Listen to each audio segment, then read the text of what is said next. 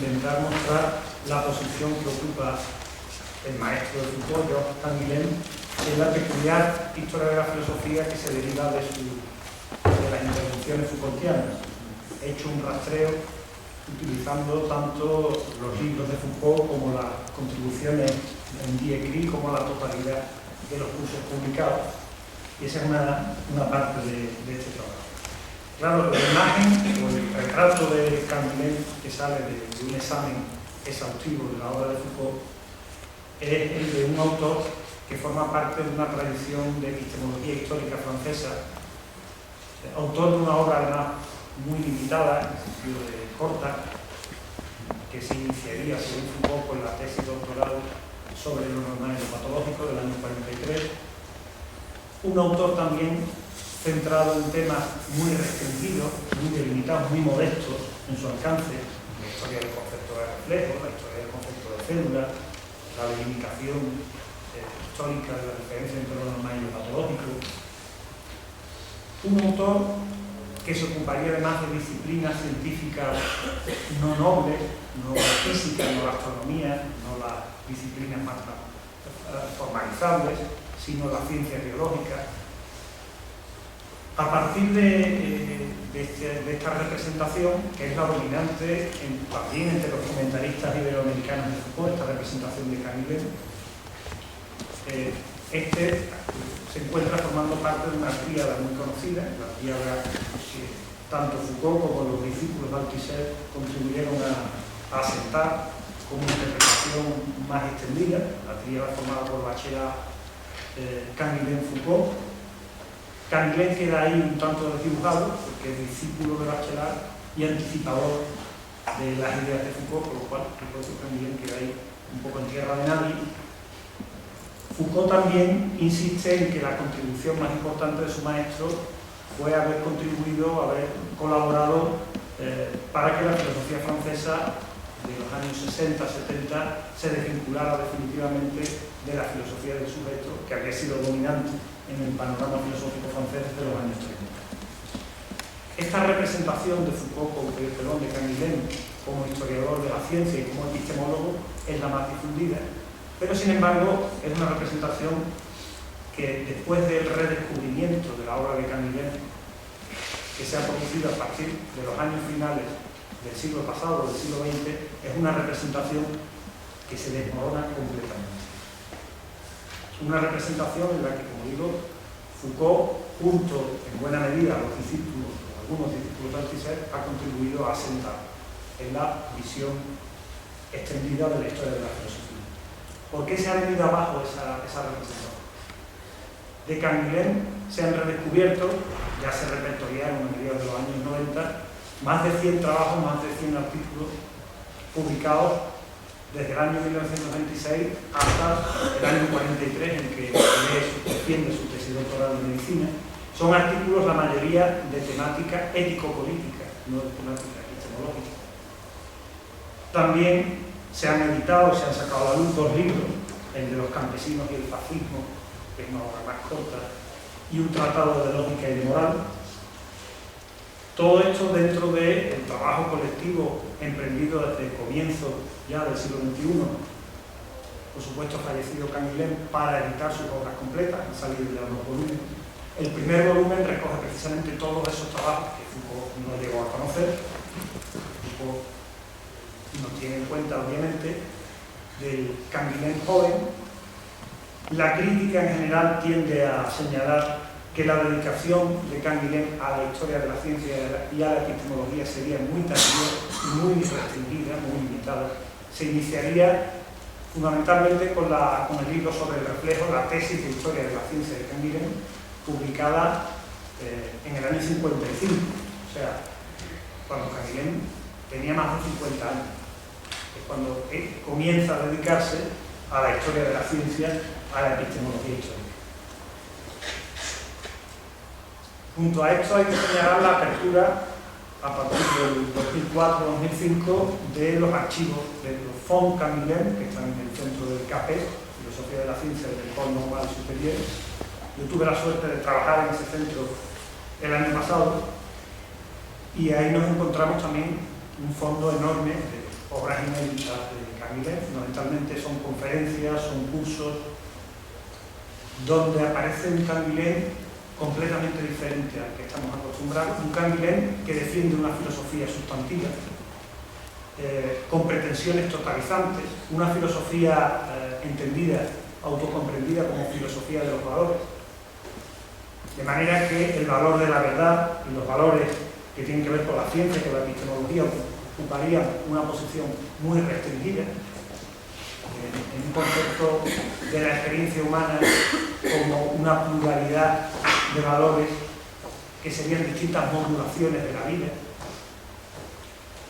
Entonces encontramos un proyecto de filosofía sustantiva, de filosofía totalizante, que contrasta con la idea de que Canguilhem a lo que se ha dedicado es una filosofía de un filosofar de segundo orden y fundamentalmente de carácter epistémico. Surgen entonces algunas interrogantes que son las que yo también quiero abordar aquí.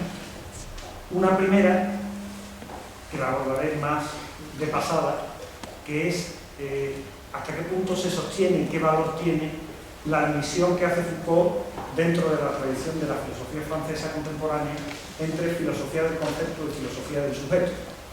Canguilhem hace esa división Foucault hace esa división a propósito de Canguilhem, situando a Canguilhem dentro de la filosofía francesa.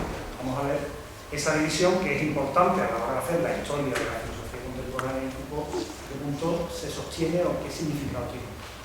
Y las otras dos preguntas tienen que ver directamente con Canguilhem, es decir, ¿por qué Canguilhem, curiosamente, teniendo una visión de la filosofía muy distinta a la que difundían de él sus discípulos Foucault y los althuserianos, por qué Canguilhem se acomodó a esa visión en los años 60 y 70, no la contradijo en ningún momento? Y en segundo lugar, ¿por qué Canguilhem, esa visión sustantiva, sistemática de la filosofía, totalizante de la filosofía, la reserva prácticamente para el ámbito de sus intervenciones orales, en cursos, en conferencias, y no aparece nunca en su obra publicada? Para entrar en estas interrogantes, para intentar no agotarlas en la respuesta, obviamente, pero por lo menos plantearlas, voy a utilizar el instrumental en parte de la sociología de la filosofía. Voy a ceñirme, para no desparramarme, principalmente a la hora de ver la visión Foucaultiana de Canguilhem, a los dos textos más extensos que Foucault dedicó a comentar la obra de su maestro. Por una parte, la introducción a la edición en inglés de Lo normal y lo patológico, que se publica en el año 78, y luego una segunda contribución a un número monográfico de la Revue de Métaphysique de Mogal, de homenaje a Canguilhem. A Foucault la revista le encargó un artículo. Foucault estaba ya muy enfermo, tenía la intención de hacer un trabajo nuevo, original, pero finalmente lo que hizo fue remodelar el texto del 78 con pequeñas modificaciones y volverlo a publicar, cosa que se hizo ya después del fallecimiento de Foucault en 1985. Aunque los dos ensayos, voy a leer ahora para no desparramarme excesivamente, aunque los dos ensayos de Foucault que se ocupan de Canguilhem, estos dos que he mencionado, difieren en algunos aspectos, pueden ser considerados conjuntamente. La introducción a la edición americana de Le Normal y de Pathologie es algo más extensa, pues se dirige a un público que en general desconoce por completo la tradición de la epistemología francesa y más específicamente los trabajos de Canguilhem. Por eso Foucault se toma la molestia de proporcionar más puntos de anclaje al lector en esa intervención del 78. En ambos casos el texto se abre estableciendo un contraste entre la modestia y la condición especializada de los escritos de Canguilhem, por una parte, y su vasta repercusión en el panorama filosófico francés de la década de 1960 y 1970. El maestro de Foucault aparece caracterizado como autor de una obra corta, comprendida en unos pocos volúmenes, desde la tesis doctoral sobre lo normal y lo patológico, defendida en 1943, hasta Idéologie et Rationalité, publicada en 1977. Pero además la actividad intelectual de Canguilhem estaría confinada dentro de un campo muy delimitado, muy humilde y muy discreto. Su obra consiste en trabajos muy técnicos de historia de la ciencia, proyectados además en unas disciplinas que ocupan la parte baja en la jerarquía de las materias científicas. Las ciencias de la vida, alejadas del grado de formalización, alcanzado por los saberes más rigurosos, como las matemáticas, la física o la astronomía. Y sin embargo, esta filosofía elaborada en modestos estudios sobre la historia del concepto de célula, de reflejo o de lo normal y lo patológico, habría tenido un impacto decisivo para el desarrollo de algunas de las corrientes más señeras del momento estructural conocido por el pensamiento francés. El marxismo althusserien, la escuela lacaniana y los investigadores del Centre de Sociologie Européenne, dirigido por Bourdieu, o también, obviamente, el impacto sobre el propio trayecto Nietzsche-Foucault. ¿Cómo ha sido esto posible? Para abordar este problema, Foucault sugiere una partición histórica de la filosofía francesa contemporánea que quedaría cindida en dos grandes tradiciones. De un lado, una reflexión filosófica concentrada en la tríada temática formada por los problemas de la experiencia, el sentido y el sujeto. Del otro, un quehacer teórico focalizado en las cuestiones del saber, la racionalidad y el concepto. Los nombres que jalonan cada una de estas ramas se remontan al primer tercio del siglo XIX. Por una parte, la serie formada por Mendes-Vigan, Lachelier, Bergson, Sartre y Merleau-Ponty. Del otro, la estela paralela constituida por Comte, Couturat y Poincaré, donde se insertaría asimismo la epistemología histórica francesa de los Bachelard, Coiret, Cavalier y Camille. Más adelante se discutirá la pertinencia histórica de esta división. En apariencia, la primera rama apunta al tipo del intelectual engagé, más preocupado por problemas de orden ético y político. La segunda presentaría, en cambio, un cariz más académico y especulativo, más centrado en cuestiones de orden epistémico. Sin embargo, durante la Segunda Guerra Mundial, señala Foucault, son los filósofos de esta segunda línea los que se han implicado más directamente en la lucha, esto es, en la resistencia. Foucault alude aquí indirectamente al papel desempeñado por Cavalier o por el propio Canguilhem en los combates contra la ocupación nazi. Es como si el interés por los universos fríos de la racionalidad y el concepto implicara una inserción vital mucho más intensa en las urgencias prácticas del presente inmediato. Foucault sugiere entonces que la epistemología histórica representa en Francia el equivalente de lo que supuso la Escuela de Frankfurt en el espacio filosófico alemán. En ambos casos se trata de una tarea filosófica abocada a la interrogación por el presente, por el destino de las luces en el momento actual, recogiendo una herencia inaugurada por Kant. Pero si en Alemania esa interrogación por el destino de la razón en nuestro tiempo se emplazó principalmente en el ámbito mixto de la religión, la economía y el orden social, los hegelianos, Feuerbach, Marx, Nietzsche, Weber, Lukács, la Escuela de Frankfurt, con la presencia de una fuerte tentación irracionalista, o al menos una crítica radical de la razón moderna, que Foucault no menciona, en el caso francés la interrogación se efectuó en el terreno de la historia de la ciencia. La reflexión sobre las sacudidas revolucionarias que trastocaron la ciencia clásica condujo no a un rechazo de la racionalidad, sino al intento de pensar a fondo su historicidad, llevando en último término, y aquí se ubica el proyecto racionalista, que así lo califica Foucault de Canguilhem, a una impugnación de la filosofía del cogito y a un vitalismo antihumanista. Desde esta clave de lectura, Foucault reconoce 5 motivos o argumentos principales en la filosofía de Canguilhem. En todos ellos, el alcance ético-político de sus propuestas, que pueden resumirse en una descalificación de la filosofía del sujeto fundador, con lo que ello implicaba para la tradición emancipatoria occidental, derivaba de la labor de Canguilhem como historiador de la ciencia. Así, aunque Foucault no deja de admitir la incidencia del pensamiento de Canguilhem en la esfera de la filosofía práctica, y llega incluso a citar el texto donde Canguilhem afirma que el vitalismo es una moral más que una teoría, esos efectos siguen ligados a la centralidad de las cuestiones epistémicas. En este sentido, la lectura Foucaultiana de su maestro se puede evaluar como epistemocéntrica. No voy a enumerar ahora estos 5 motivos que señala Canguilhem, que señala Foucault en su texto sobre Canguilhem.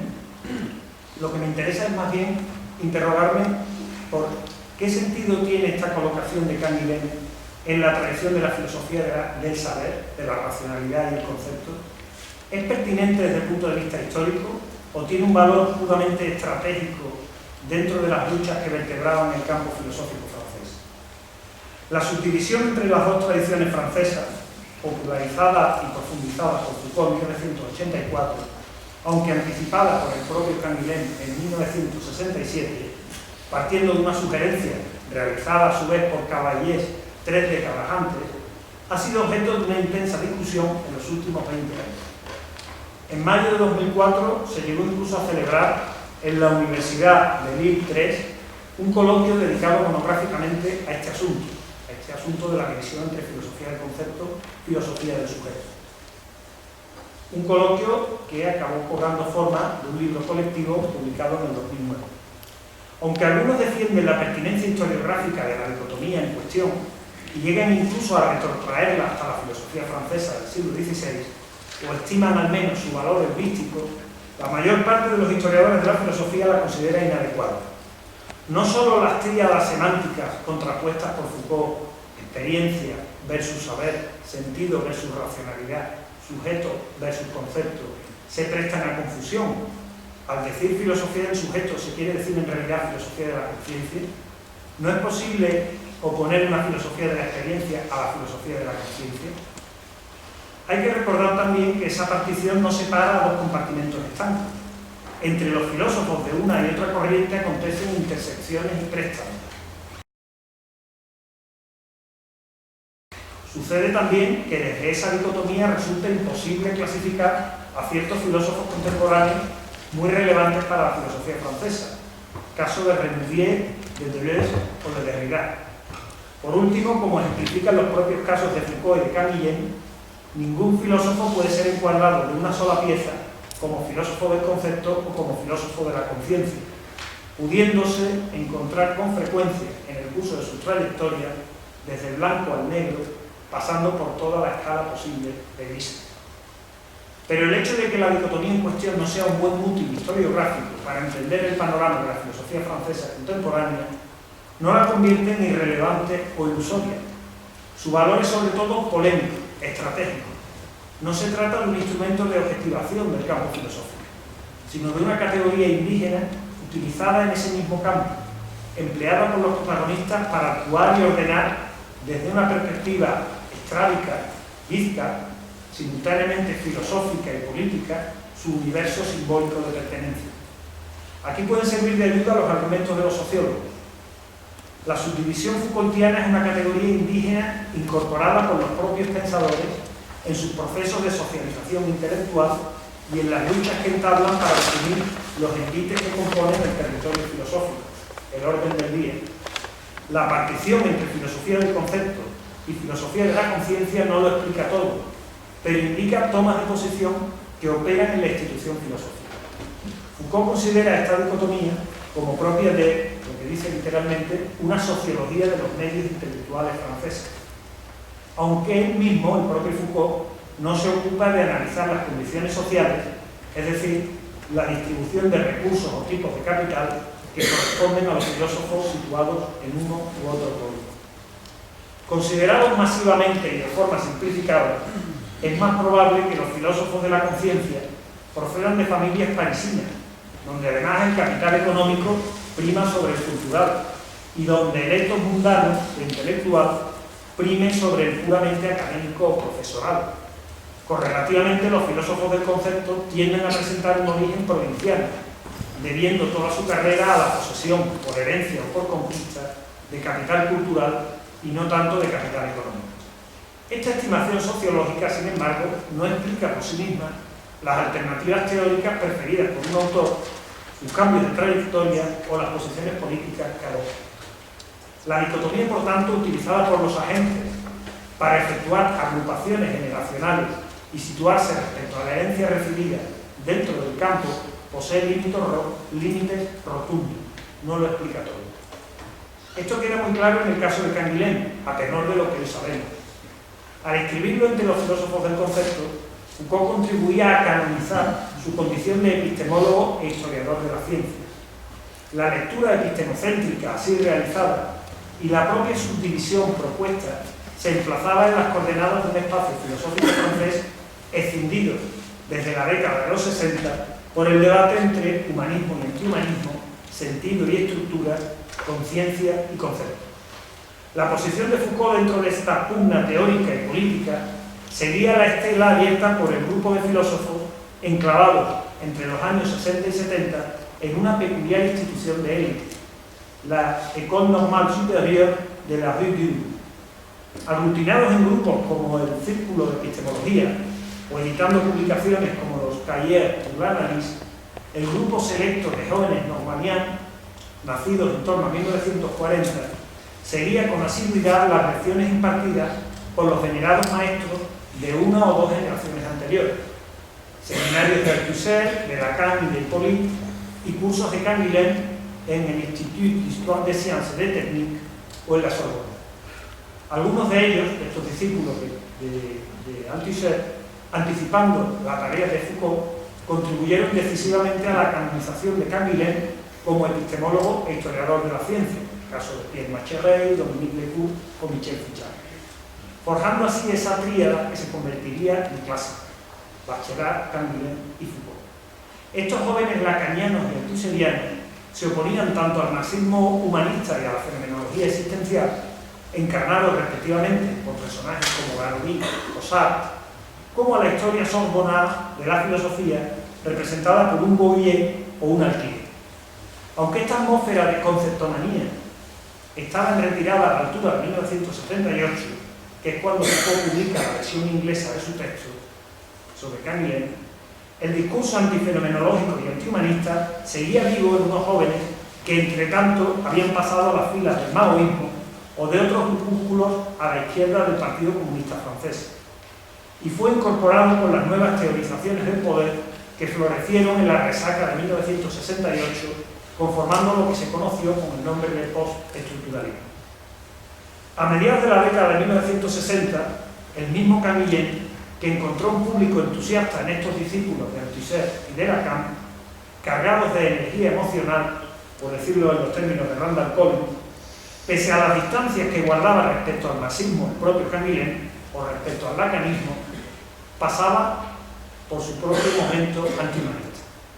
En su juventud, entre 1925 y 1935 aproximadamente, Canguilhem había sido un devoto discípulo de Alain y del intelectualismo kantiano representado por la denominada escuela del análisis reflexivo.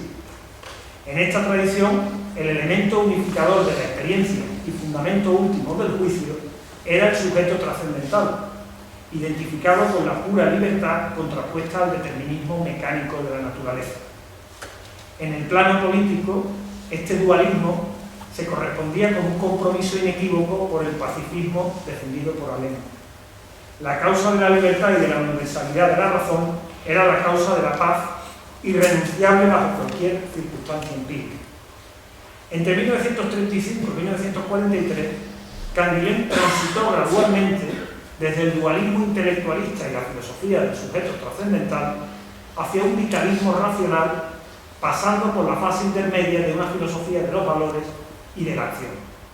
El acercamiento a Bergson y a Nietzsche, filósofos que antes Canguilhem descalificaba, la reflexión sobre la técnica, que precede al juicio y es irreductible a él, y el paso por la geografía de la escuela de Miguel de Arlach y por la sociología de Arlach, favorecieron esta transformación. En el terreno político, esta nueva sensibilidad por la acción y el acontecimiento, injustificable desde la pura teoría, acompañaron a Canguilhem en el paso del pacifismo al antifascismo. A la altura de 1943, las experiencias de la resistencia y de los estudios de medicina franquearon para él la opción vitalista. Se trataba de un vitalismo todavía humanista, evidente en su filosofía de la medicina. La enfermedad, como se subraya en su tesis doctoral, el ensayo acerca de lo normal y lo patológico, del 43, y en los cursos que lo preceden, no es simplemente una desviación cuantitativa respecto a un promedio objetivable.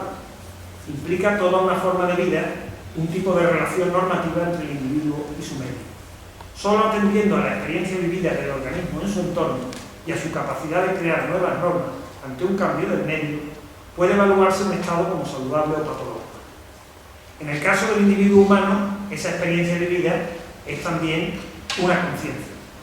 Este Canguilhem de los años 40 y 50, vinculado por un lado a la Werkphilosophie de Weber o del neocantismo de Baden, y por otro a la filosofía biológica de Weizsäcker, Goldstein y Rougier, es un filósofo de lo viviente que no da la espalda a lo vivido, alcanzando en esa coyuntura su mayor proximidad a la corriente fenomenológica y a la apelación a lo concreto, tan característica de ese momento dominado por la filosofía de la existencia. Pero en la década de 1960 las cosas habían cambiado. Esto queda muy claro con la publicación de la segunda parte de Le Normal et la Pathologie, elaborada entre 1963 y 1966. Desde mediados de los años 50, con la publicación de su tesis de Historia de la Ciencia, la formación del concepto de reflejo en los siglos XVII y XVIII, esta disciplina, en su formato de historia epistemológica, bajo el magisterio de Bachelard, va a ir ocupando cada vez más el espacio de Canguilhem.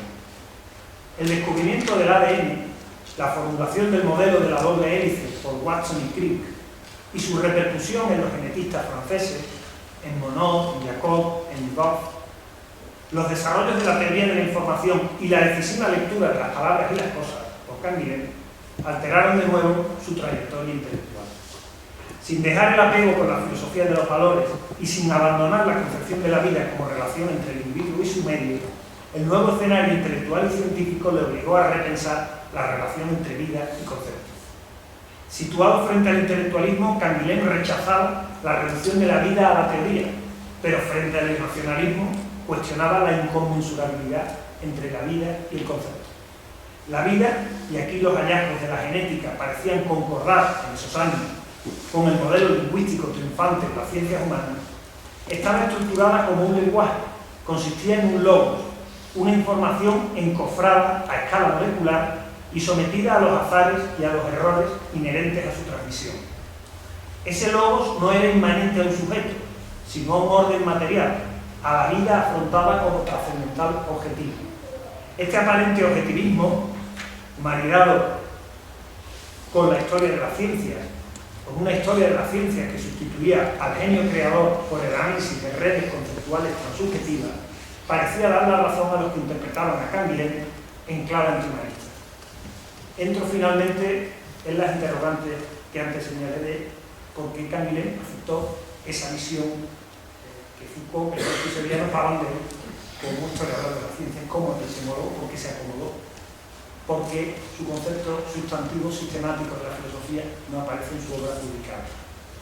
El redescubrimiento de la obra de Canguilhem, iniciado a comienzos del siglo XXI por iniciativa de una creciente comunidad de investigadores, Jean-François Bronstein, Dominique Lecourt, curioso porque algunos de los que canonizaron a Foucault como epistemólogo ahora han rectificado esa misma definición, ¿no? De los que han contribuido al redescubrimiento de este autor.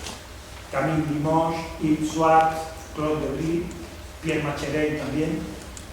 Esta nueva visión ha arrumbado la imagen epistemocéntrica del pensador canonizada en las décadas de 1960 y 1970 por Foucault y los antisemitas.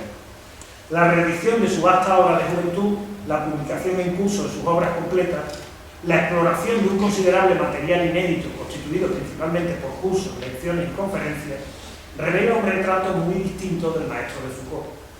En él, la dedicación a la historia de la ciencia y a la epistemología aparece como preocupación tardía y subordinada a una filosofía normativa, donde las cuestiones de orden ético-político tienen prioridad sobre el problema del conocimiento.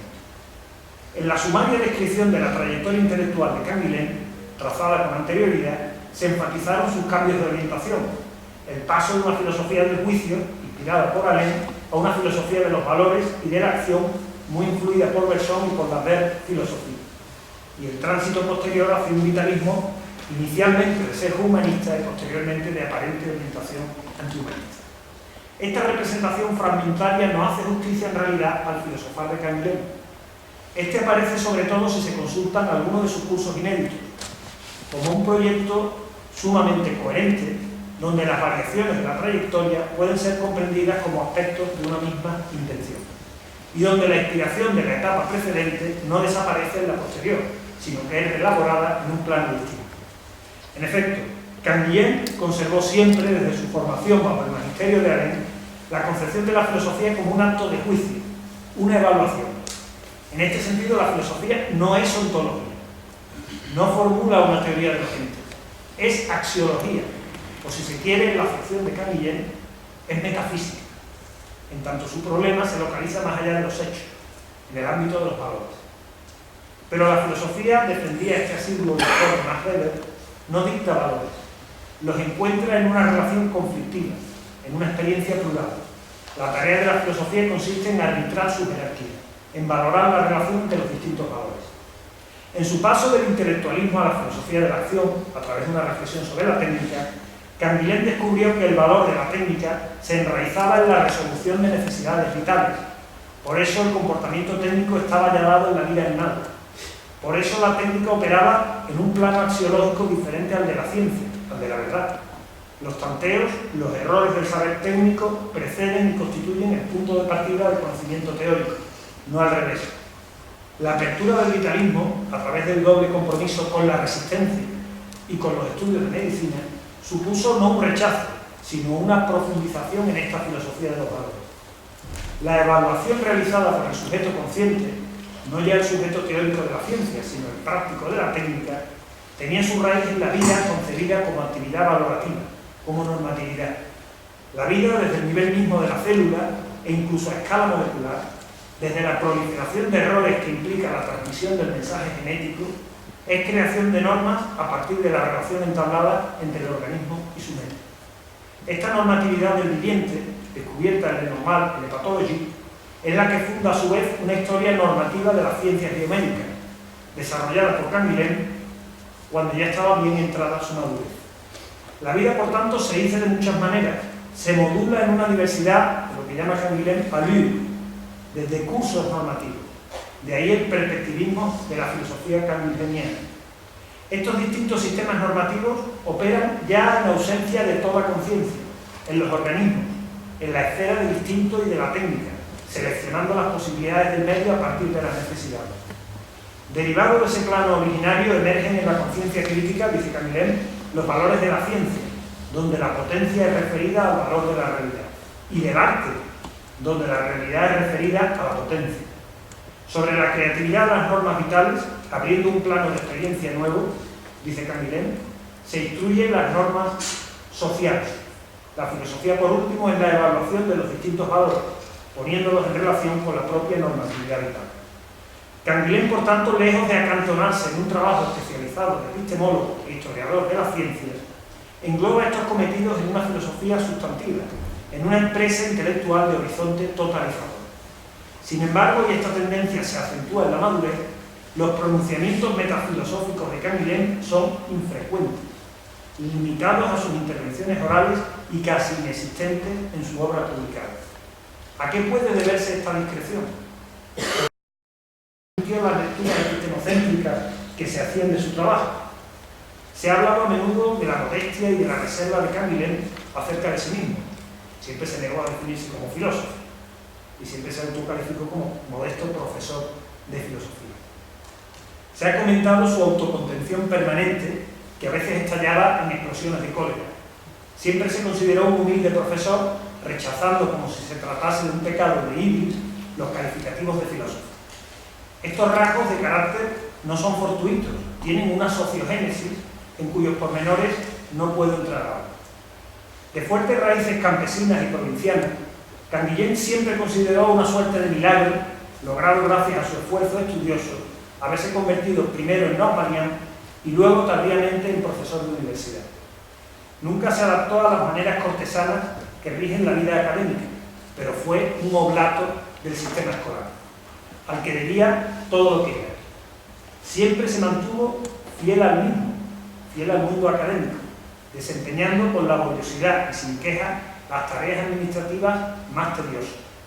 Nunca ambicionó por ello la posición carismática del gran intelectual profético y receló de lo que designaba como filósofo escritor. Quizás por esta razón se adaptó bien a la imagen de profesor exigente y de pensador riguroso y especializado que daban de él tanto los discípulos de Althusser y de Lacan como el propio Foucault. Por otro lado, su apuesta por un universalismo moral expresado en acciones antes que en discursos sobre la libertad o la esencia del hombre, lo que se ha denominado su humanismo enigmático, lo acercó en esa coyuntura al antihumanismo profesado entonces por la tribu de los normalianos. Muchas gracias.